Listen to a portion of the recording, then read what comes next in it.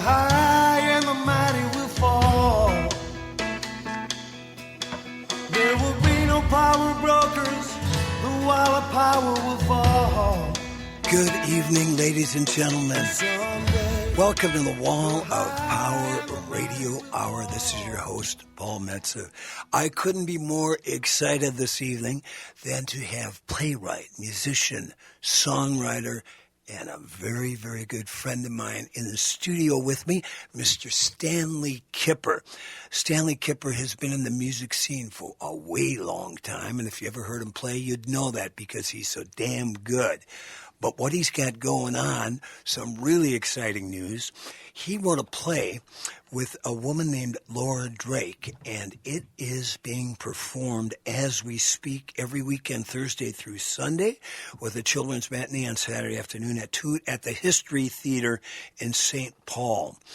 The play is called Behind the Sun, and because we've got Mr. Kip here, he's going to tell us all about it. First of all, how are you doing, Stanley? I'm doing great, Paul Messer.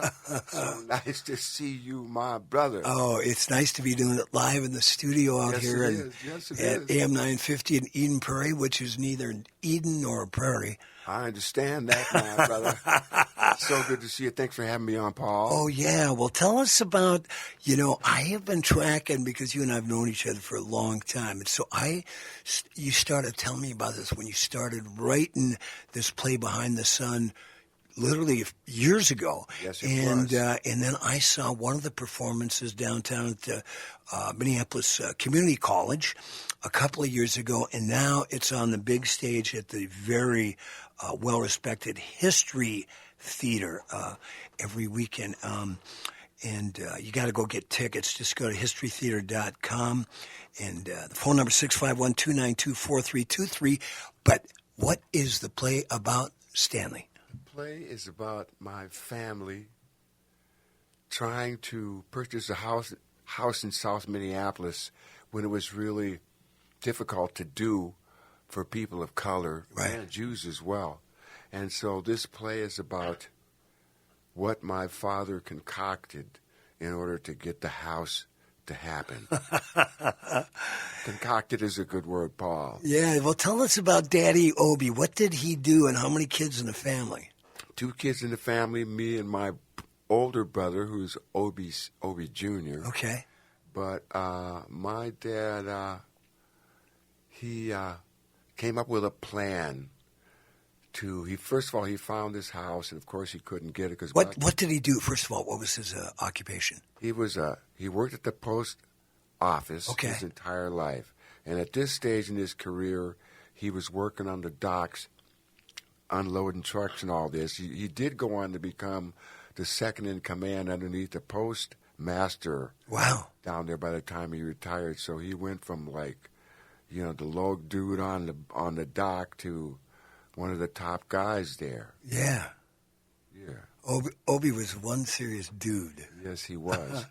So the play takes place, 56? Yeah, 1956. Okay. And my dad, of course, he used to love to take us on rides up and down the River Road in Minneapolis and all up by Minnehaha Creek and all this stuff. And he found this house that he liked on 45th in Oakland. Okay. And decided he wanted to get this house. Thing was that black people weren't allowed to purchase homes above 42nd Street in Minneapolis at the time. And so, but they were letting Jewish families in the neighborhood. And so my dad, with the help of one of his Jewish friends, concocted a plan to get this house. And that's what the play is about. I don't want to give too much of it away. Yeah. I will say that my dad's dear friend him and his wife posed as my mom and dad to the realtors, and I'll just leave it there like that. It's got a little bit of a mystery, so you got to go see Behind the Sun at the History Theater. Well, I remember, Stan, when you were getting it together with Laura. We had you on my TV show about at least 3, maybe 4 years ago. Yes, sir. With my great producer, Andy Watson, put that together. But tell us, when did you I'm sure the story had been with you since you were a kid, but when did you decide to put it to paper? Well, the real story starts like, of course, my band New Primitives used to play at Nye's every week along with Paul. Yeah. Back when Nye's was really something, a truly legendary venue. We were there every week. And I would go in there in the afternoon early to set up my gear. Right. And I'd have one of the dudes with me be putzing around with these drums so he wouldn't have to come back and try to do it at night. The place would be packed. Oh, sure. So these guys at the bar every afternoon, eight of them, 8 to 11 of them every afternoon, every Wednesday when I would go in there. And they would be hammered when I would roll in. It was like, 3 in the afternoon. Day drinking's not uncommon in Northeast. Oh, man, these guys were lit. And by that time, they'd be arguing, right? Oh, yeah. And, of course, they didn't say much to me, and I didn't say much to them at the time because they're kind of rednecky guys, right? But I heard them arguing, after like a few months had gone by and we'd sized each other up. I heard them arguing one day about the post office. Right. Which is right across the river. When I played there, I started playing there Sunday nights, and I'm doing about 3 nights a week. And I would always have, because, I played till, after midnight, and I always had that last shift there was about 4 of them that worked, postal people. Really sweet folks. I remember exactly what they looked like in the booth. They'd come after the shift and catch my last set. So it's like, what a great place for them to come to. Oh, for sure. Yeah, man. So they were talking. You had the rednecks at the bar. Yeah, and they're jabbering away, right? And I heard them talking about the post office, you guys, blah, blah, blah, blah, blah. Right. And I looked at these guys and realized they were probably my father's age. Wow. And I said, I interrupted them. I said, hey, you guys post office guys? And they said, yeah, we're post office guys. What's it to you? And they went back to arguing and stuff. So much attitude, right? I said, did you know Obie Kipper? And they all spun around and looked at me. Wow. And one dude said, yeah. We knew Obie Kipper. He was a great man. He was a good dude. And they all said, yeah, Obie Kipper. And they started, yeah, he's a great dude. I said, well, that was my father. Wow. I said, I'm Obie Kipper's son. And then the ice kind of broke. They went, sure. Oh, man, great. I said, how's your old man? I said, well, he passed away. But there's one guy at the end of the bar. He went, ha, ha, ha, ha. Obie Kipper, pounding on the bar. He says, you remember that house? Wow. I was standing there, and of course, that house, I was so young, but it's like folklore in my family. Right. I said, what house? And he said, the house. Ha, ha, ha, ha.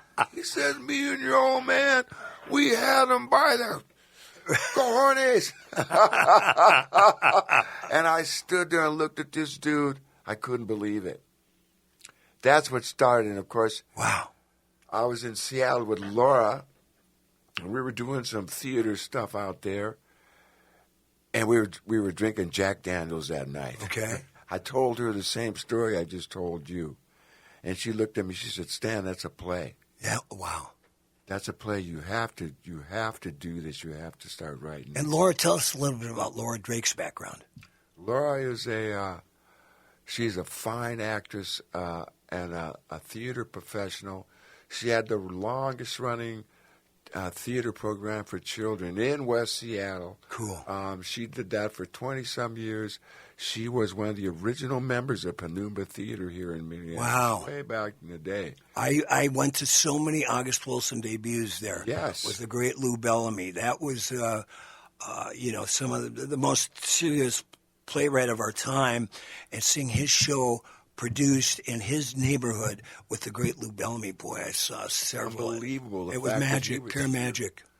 The fact that he was here is such a magic thing. But Laura was involved in all of this. Cool. And she, of course, we were all in Los Angeles together, our little Minnesota mafia. Yeah, sure. And she's in Ghosts and on L.A. Law, and I Right. could go on and on and on and on. Plus, she's done wonderful theater work. She's done this documentary about the history of vaudeville in Seattle. Oh, and on and on and on. She's wonderful. She's also my manager now. Oh, good. There you go. I've been saying for years, Skipper, you need a manager. Sure do, Paul. Women run my thing. I'm so glad to hear that. So then, did you sit down with her, or how did she tell you this is how you're going to write this play, Stan? So what were her first directions to you? She's told me she said just kind of sit down and get it started, which I did. And she was kind of guiding me on it. And she jumped in as a writer because she was making all these great suggestions. And of course, I had to learn how to do this. It was so different than making albums, Paul. Oh yeah. And writing songs, right? The language of the plays and all this, which is not so much real life conversation as it is a step further from that, right? Right. Removed from that, as you know, of being a writer. Mm-hmm. Stepping back in time too, in this case. So, God, we wrote this working version of it, and we took it over to Lou Bellamy, right, at Penumbra, and he was kind enough to read it, right. And he hit his back. He said, "Stan, this play is unbelievable." He said, "You have 4 or 5 plays here." Wow. He said, "It's really massive." He said, "I'm going to give you some advice, you and Laura both." He said, "I sent August Wilson to the Playwright Center." Right. And he said, "I'm going to send you over there." He said, "I want you to go over there and just soak up that atmosphere. Look at what they're doing. They got some great mentors over there." He said, "I want you to pick a couple of people and just do your thing," which exactly it I did. Right. I went over to the Playwright Center. Well, it worked for August Wilson. Yes.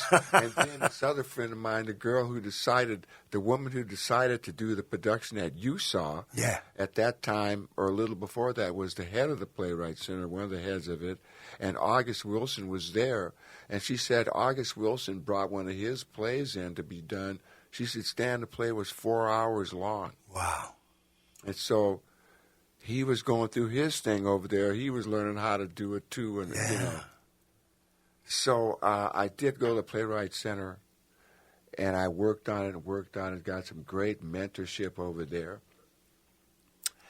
And we finally got it to the stage. Laura and I were happy enough to do it. So we had a staged reading at the Playwright Center on their stage with their actors and stuff, pro actors, some of them.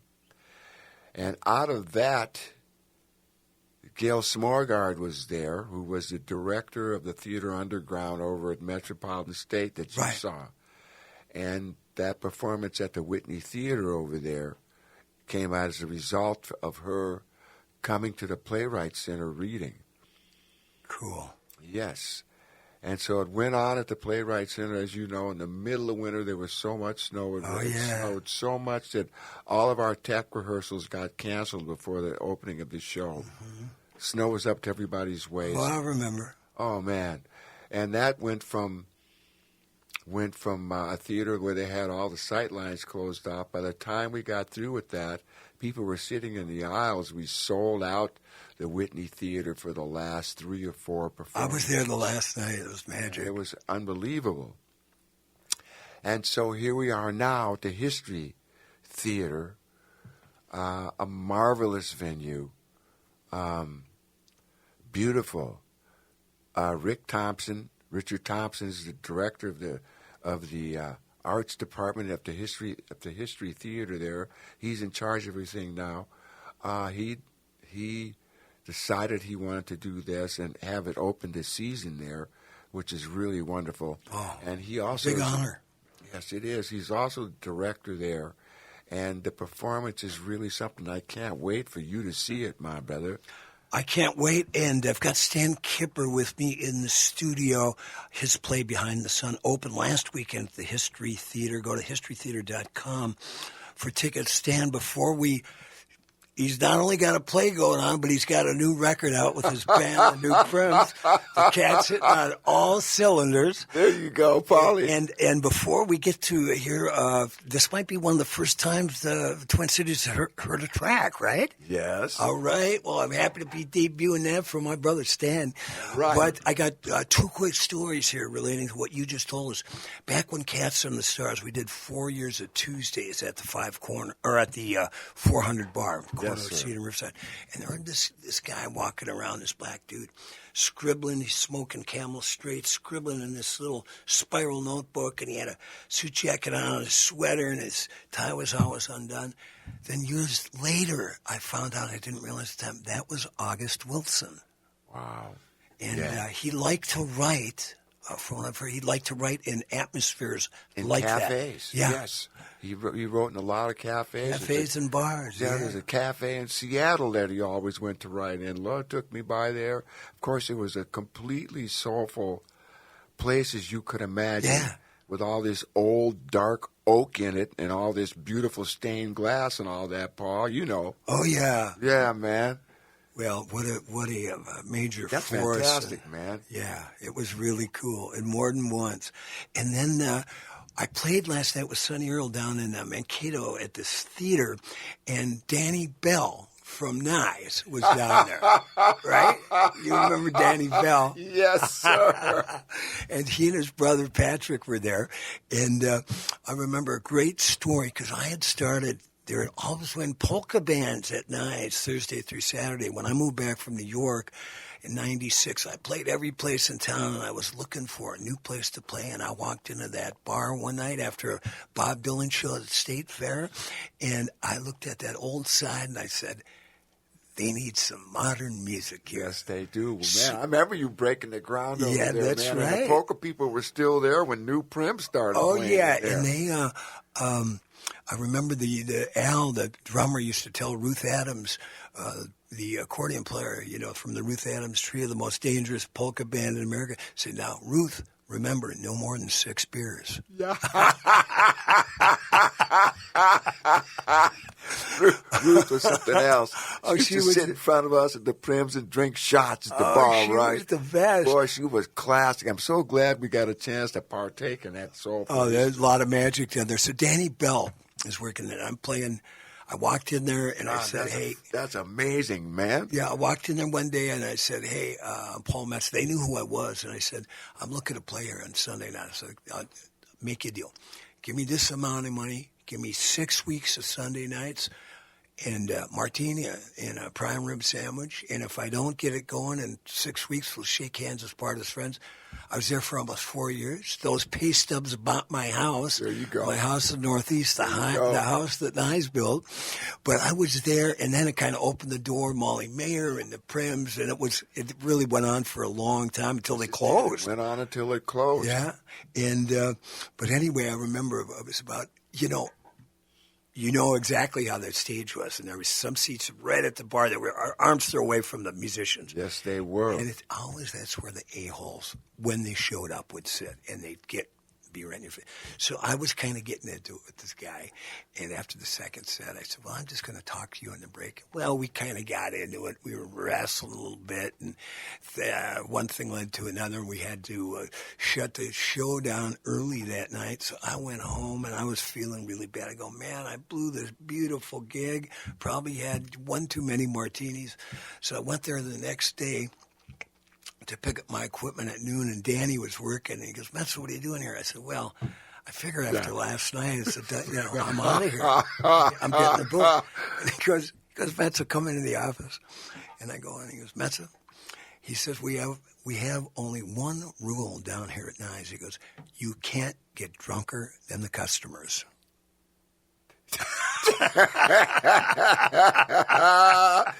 Well, Nyes was a legendary place. When we played there, we suddenly morphed into the Voodoo Lounge. Oh, yeah, you guys I was down a lot of those Prim shows. Man, people had to walk through the band to go to the bathroom because we spilled off the stage, of course, and right across that little dance floor, that little area there as you're trying to get into the bathrooms. And, boy, what a fantastic time and a fantastic era. And I don't know if I'm speaking out of school, but I know that if their prims were on the break downstairs, and the door to the downstairs between the men's room and the ladies' room, occasionally you could pick up a contact eye. I'm just... Yes, you could. Yes, you could. It was really true. Speaking of the new prims, we're going to hear a new track here. Oh, snap. Watch out, people. What are we going to hear? We're going to hear a song called All Night Dancing, which says it all. Yeah. Speaking of all. And this is a song off the new Primitives record, Primitive Road. Let's check it out. Yeah, Paulie. Let it rock, my brother.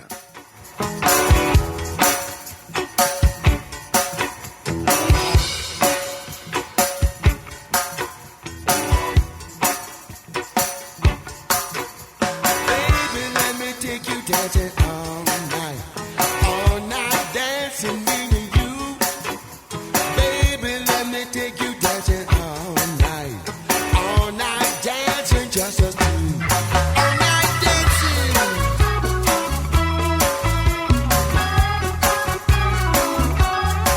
all night dancing.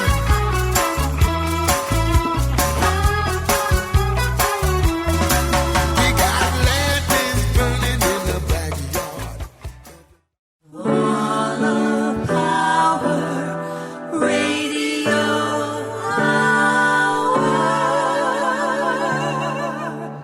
All right, welcome back to the Wall of Power Radio. Aren't those sweet?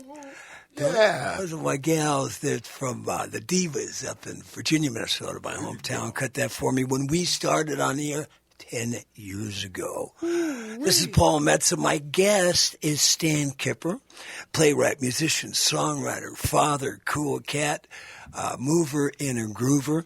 He's got a new play at the History Theater called Behind the Sun that opened last week and playing every Thursday through Sunday night with the children's matinee at 2 o'clock on Saturdays. So, Stan, Yes, sir. you wear a lot of hats, although you're not wearing one tonight. But tell us about when did the new Prims get started? Because I've been listening to you guys for at least 20 years. Oh, at least, man. New Primitive started in 2003. Yeah, so I heard you right at the beginning. And you heard it right from Jump Street. Matter of fact, you might have heard or seen one of the first gigs that we played, you know. Was that down at Nice? Yes, it was. Yes, it Yeah, was. you did turn that place into the Voodoo Lounge. We sure did. We were there for like 15 years. Yeah. And people are like, you know, they don't understand the importance of when they think about us being musicians and stuff and being in the same place like that. Nyes was like a live rehearsal. Yeah. It was such a fertile thing. People don't realize the importance of that. It was in the middle of the week. It gave us a chance to really work the new songs in a live setting. And also, it just gave us a chance to evolve into the thing that we were trying to do anyway, which was, I always encourage the guys to play the music in relationship to who they are on that given day. Right. You know what I'm saying? And so Nyes really gave us a chance to work that theory. Oh, yeah. You know, like I've made my bones. I really made my career in town on weekly gigs. You know, I played the 400. The Cats played there every Tuesday for 4 years. Then I moved up the street when I started the Paul Metsa Group. 5 years of Tuesdays at the Five Corners, 237 consecutive Tuesdays, I might add. Yeah. I was at Shaw's with Willie Walker and Sonny Earl for 10 years on Thursday nights. That's why you people need to go see Paul when he saddles up with that guitar. My brother knows what he's doing.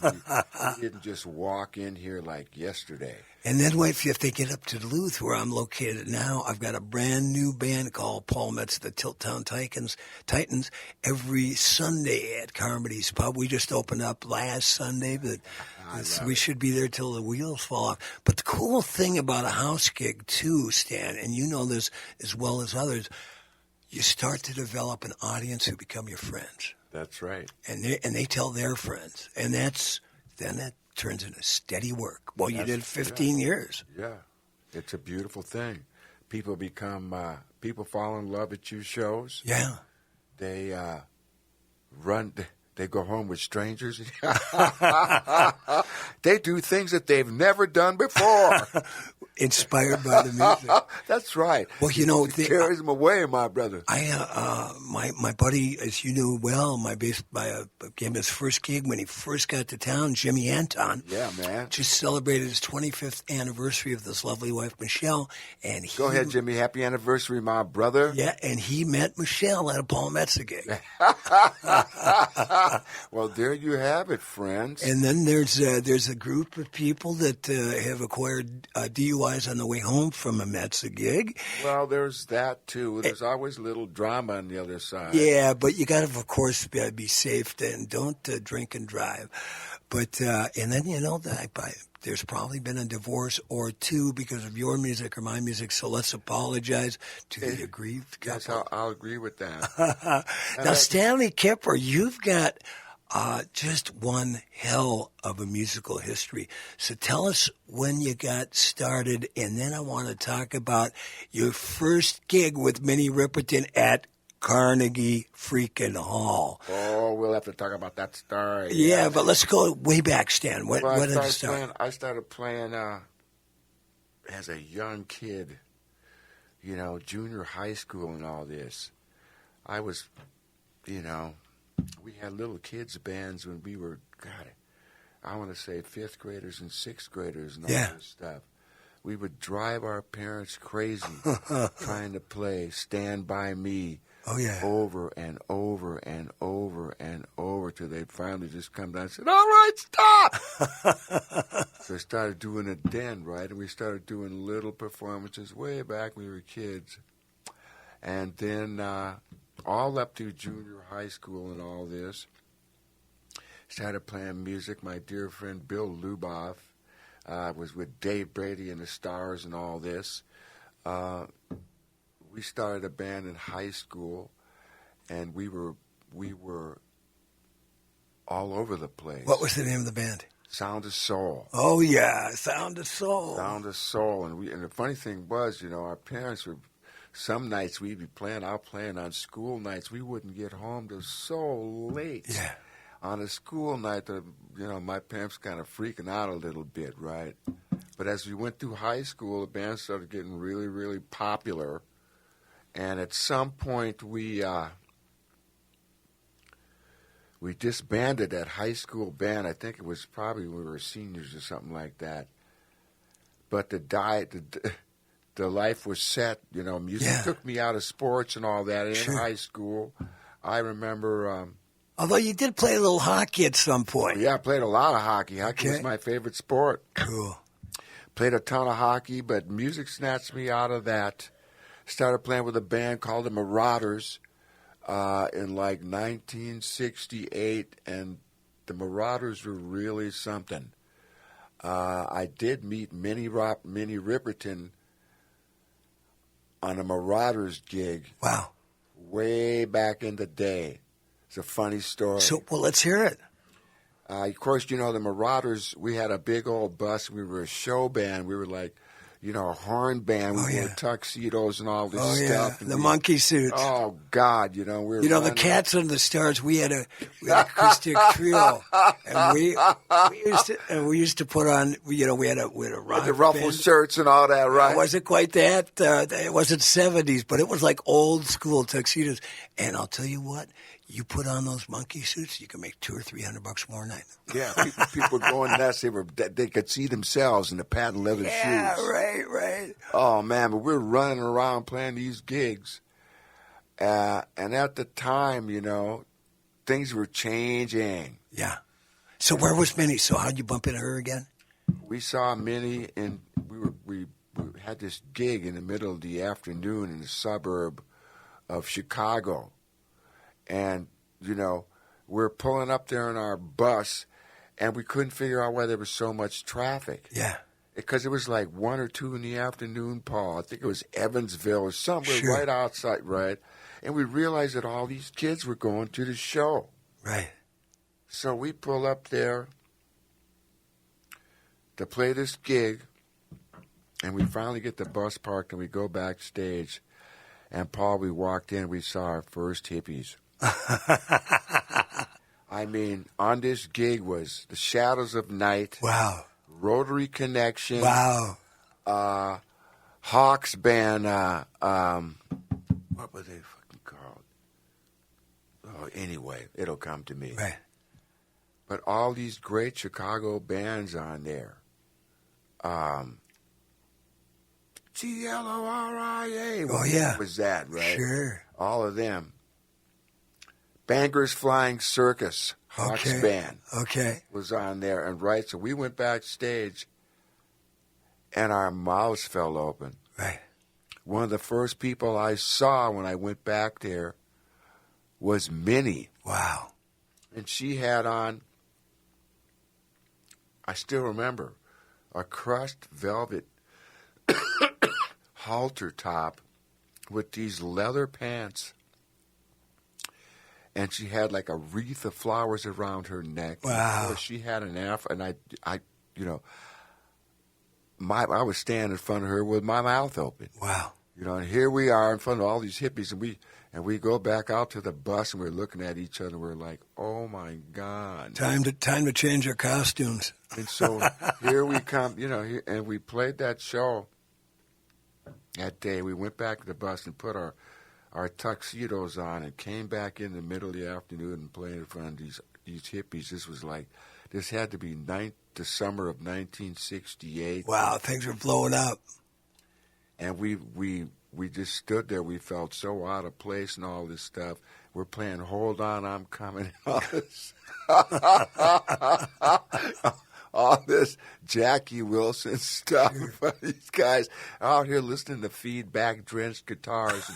And here we are coming with the rewind, Sam and Dave and stuff. Sure. But, so we left that show. But when I did start playing with Minnie years later in Los Angeles, we were all in Los Angeles, she did remember meeting me at that time. Oh, cool. Yes. And so Minnie, that's how that started. Is a really funny story, right? Cool. I don't know if I have time enough to tell. Oh, yeah, you got time. My We got Stan Kipper on the Wall of Power Radio Hour just doing you his go. thing. My lady, we were going out to eat dinner one night in Los Angeles, and I was sitting in the car, and she forgot something at the apartment, and she went up to get it, and I was waiting for her, and she didn't come back. And I started getting nervous, and so I get out of the car, and I go, I walk into where our apartment is, and I see her standing there talking to a dude with a clipboard. Mm-hmm. And I walk up, and he says to me, "Are you Stanley Kipper?" And I looked at Vicky, my lady, and she kind of gave me a nod like it's okay to answer him. Right. I said, "Yeah." He said, "Man, my name is, oh, shit." Anyway, he says, "Look, I've been looking all over Los Angeles for you all afternoon." Wow. He says, "You know Minnie Riperton, right?" I said, yeah.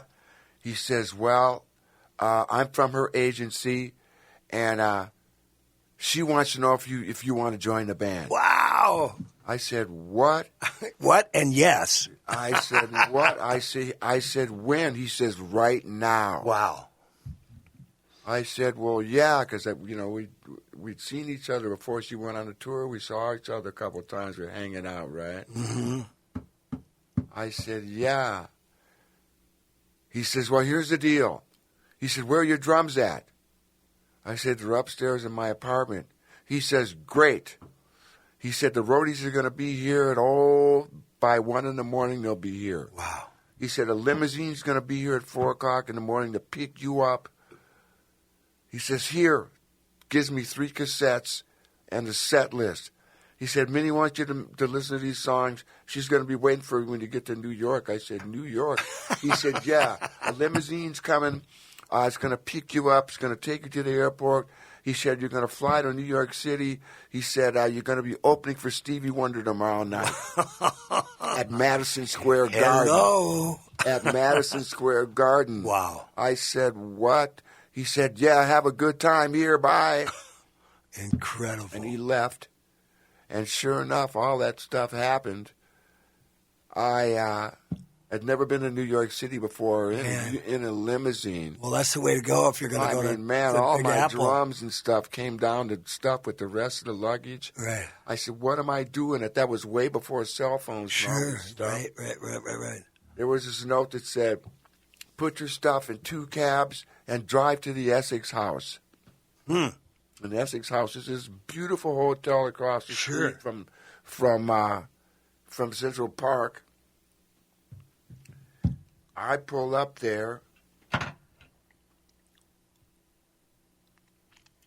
And here's Minnie on the curb waiting for me. She said, Stan, I'm so glad you could do it. We're going to have a great time. I got to go. And she runs off. He says, here's the songs we're going to play tonight. She gives me another cassette. She pulls 3 huge spliffs out of her afro. And hands them to me. She says, I'll see you at Soundcheck. So glad you're here. And she disappeared. Wow. And I showed up at Soundcheck that afternoon, and here's Stevie and Wonderlove and all these people just, What year was this? This was 1974. Wow. Stevie's on fire. Yeah. And he produced Minnie's record. Wow. And so it was unbelievable. And how old was Minnie? Because she passed away way too young, but how old was she at that time? Late 20s. Wow. Yep. And she was a real sweetheart. And, of course, everybody knows that Maya, her daughter Maya Rudolph, Maya's mother. I never knew that. Yeah, I mean, met Maya from Saturday Night Live. Wow. Minnie's baby. I did not know that. Yeah. And so you should hear Maya sing. And Yeah. She doesn't sing that much. She has a Prince tribute band, but boy, Right. Maya's something else, I'm not surprised at all that she's as spectacular as she is, coming from Minnie and her father. Well, I think a lot of people just learned something on the Wall of Power Radio Hour that you wouldn't know if you didn't listen every Saturday night at 6 o'clock. Tell me, people, me and Paul got it going on, y'all. Well, that's incredible. And of course, I played with her the whole time. Right. Until she finally got too sick to play. Wow. And here's what she did for me. As you know, Irv Azoff was her manager. Sure. And Irv was from Chicago, all those Chicago folks. But Irv had the Eagles. He had Joe Walsh. He had REO. He had Minnie. Right. She said, Stan, I want you to come down to the office. We need to have a meeting. I said, okay. So I drive into Hollywood, right, and we all meet at Irv's office, and we're sitting in there. And she says, Stan, I told you I wasn't gonna be able to do gigs anymore. She said, man, I'm just, she says, I'm gonna have to figure out what's happening. It's kind of a sad meeting. Yeah, sure. And Irv's sitting back. He says, but she said, there's somebody I want you to meet. He's a great dude. He used to be with Spirit, and he had a band called JoJo Gunn and all this. Right. And he's trying to change directions musically. And she said, I told him about you. She said, I think you guys would be a great pair. She said, I want to introduce you to him. I said, okay. When? She says, well, how about now? Azoff says, Jay, come on in here. Wow, Jay Ferguson opens the door and walks into the room. Wow. And me and him and Minnie sit there and look at each other. We started laughing, started hugging each other up and stuff. She said, Stan, this is Jay. Jay, this is Stan. She said, adios, you guys, go make hits. Wow.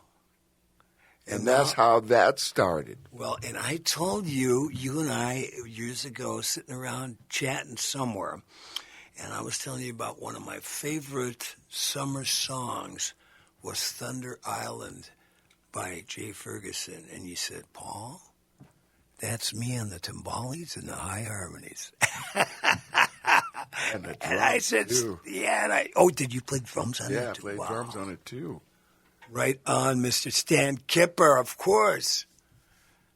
And of course, that was a magical time because we ended up going, we were in Santa Barbara working on those songs forever. And then we went to record, and we went down to Coconut Grove Studios. I didn't know this at the time, but Coconut Grove Bayshore Studio was owned by Bill Zimzig. Wow. Who was a legendary producer. He did Indianola, Mississippi Seeds for B.B. King. James Gang. He did the James Gang. He did all those Eagles records and all of Joe Walsh's records and all of Jay's records as a producer. Right. So And I'll give you $100 if you could spell his last name. Oh, man. Alphabet. Bill Alphabet. Yeah. So anyway, we get down to Miami, and here's Zimzig. Wow. Of course, we met way back in the day in Colorado in Tumbleweed Records. He was a producer way back then when we were kids there.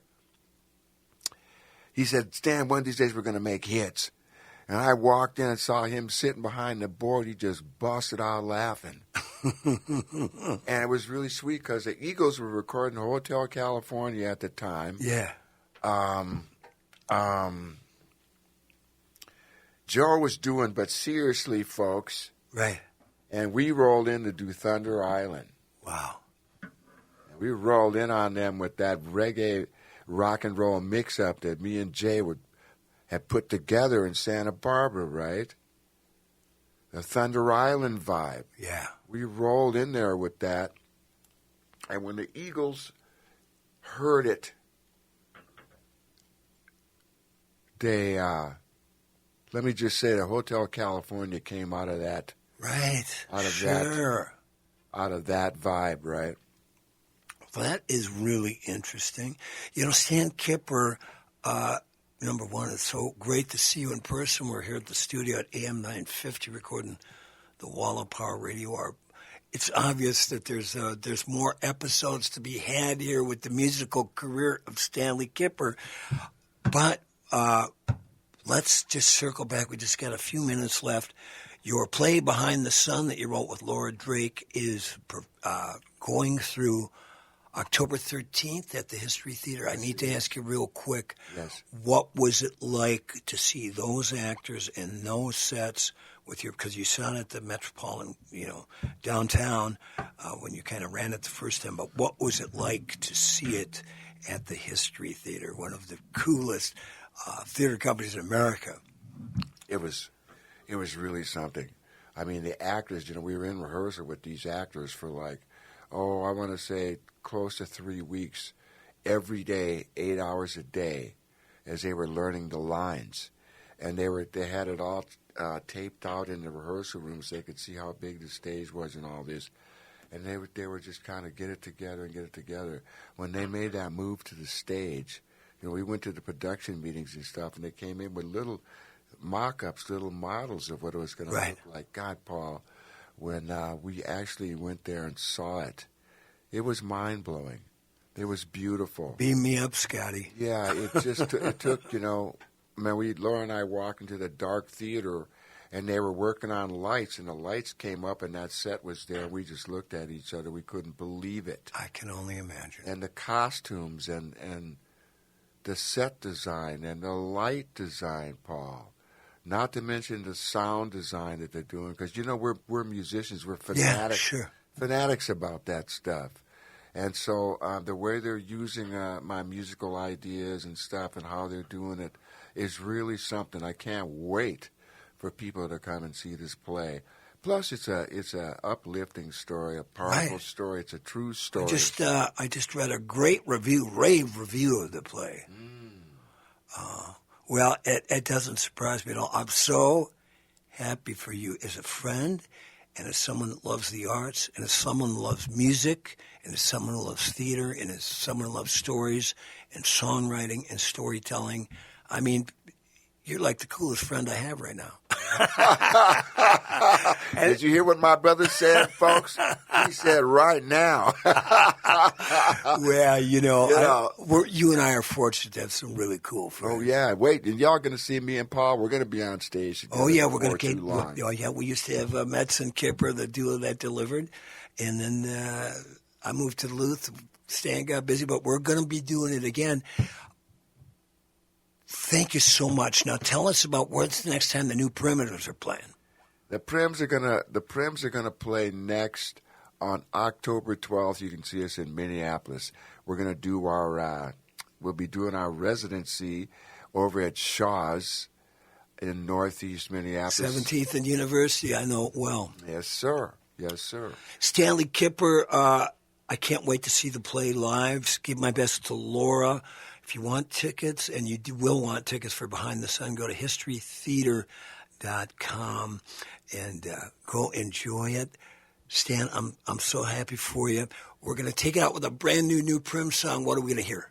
We're going to hear a song called Red Shoes, written by Chico Perez. All right. And give my man Chico some love. Stanley, love you, man. Paul, thanks for having me, y'all. Anytime. Doors wide open for you, Stanley. Thank you, Paul. Right. Love you all.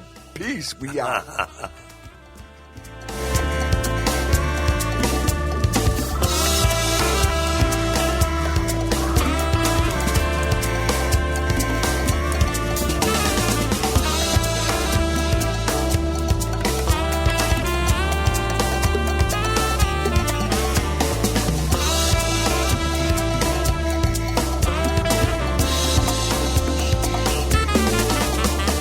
Black leather dress that doesn't quite cover. When she moves, she dances like no other. Red shoes, pretty legs, she's got the beat. Red shoes, pretty legs, I got to leave. Her hair is long and brown, a French Cajun queen. She's staring me, you know what I mean. Come on. Red shoes, pretty legs, she's got the beat. Red shoes, pretty legs, I got to leave.